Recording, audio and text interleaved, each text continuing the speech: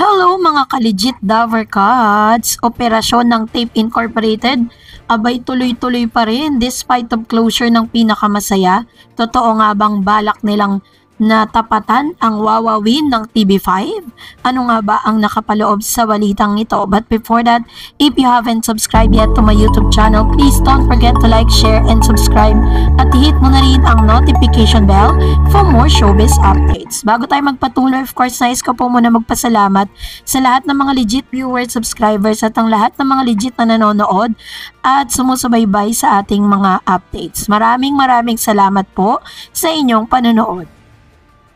At ngayong araw nga ay ibinahagi natin sa inyo kani-kanina lang kung saan itong si Mr. Willie Revillame ay finally ay done deal na yung kanya pong kontrata para sa TV5. Mapapanood na po natin sila, confirm na po yun.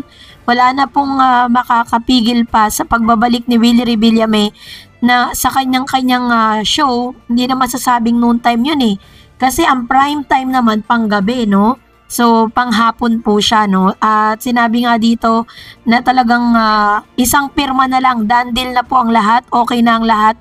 Pati po yung kanyang kontrata ay naihain na rin po sa kanya. So, ang inaantay na lang natin ngayon is yung pag-announce niya kung sino-sino nga yung kanyang mga makakasama. Pero isa lang ang sinisigurado niya, na ang kanya makakasama ay hindi taga GMA at hindi rin taga ABS-CBN.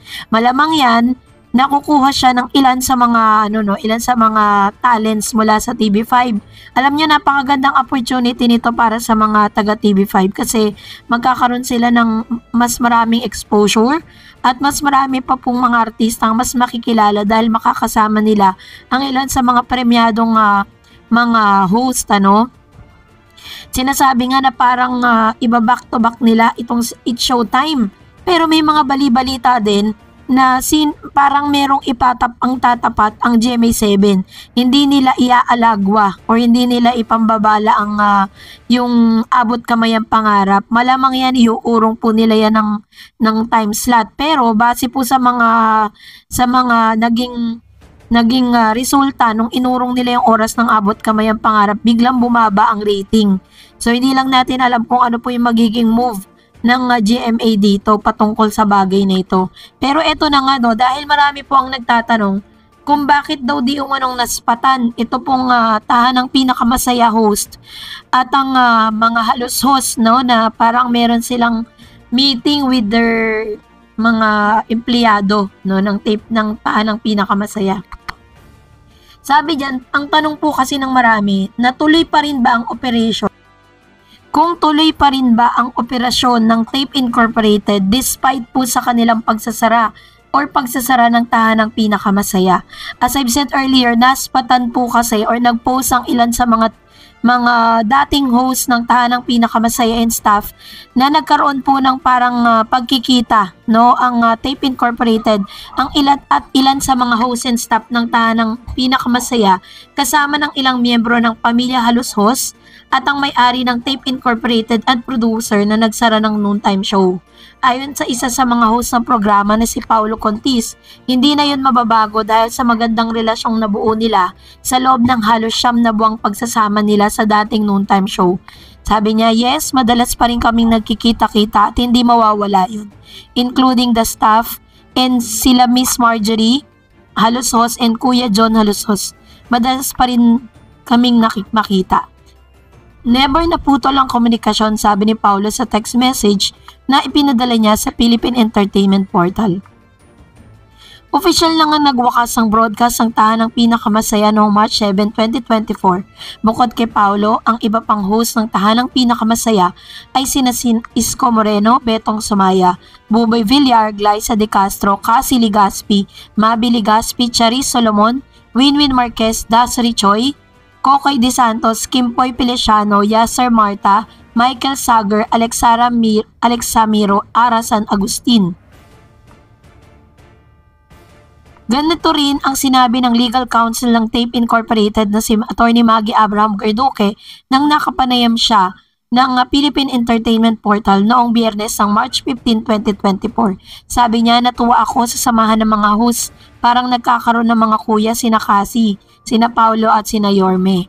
Talagang ano yan, once in a while nakikita pa rin to mga to, kaya nga nakakatuwa na may nabuo na ganyan. Nag-uusap pa nga kami ni Paolo. In fact, nung birthday niya, binati ko siya. Kahit sa mga host, natutuwa ko doon sa walang nagbago doon sa relationship. Sabi ko nga, the relationship of the host and the staff and even the owners of the Tape Inc. went beyond the show.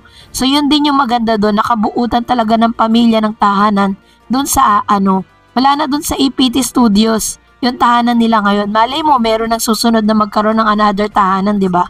So, I'm not dispelling the possibility again. To, may laman yung sinabi ni Attorney Abraham, ha? Sabi niya, hindi niya raw sinasarahan ang posibilidad na mangyari ulit yon. So, ibig sabihin, hindi man niya tahasang inamin, pero may plano kung saan yun sa ngayon wala pang concrete na masasabi at kung paano yung future projects. I will undertake as soon sa magkaroon meron. We will definitely inform the public. Kasi madami din ang nagbe-message sa akin na miss talaga nila yung show, sabi ni Attorney Maggie.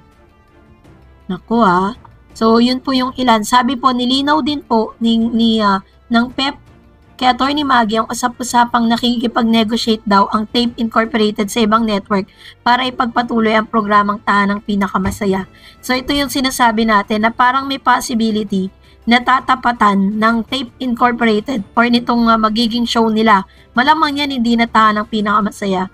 May possibility na tapatan nila ang show ni Willie Revillame. So yun po yung pinaka parang umuugong na balita ngayon.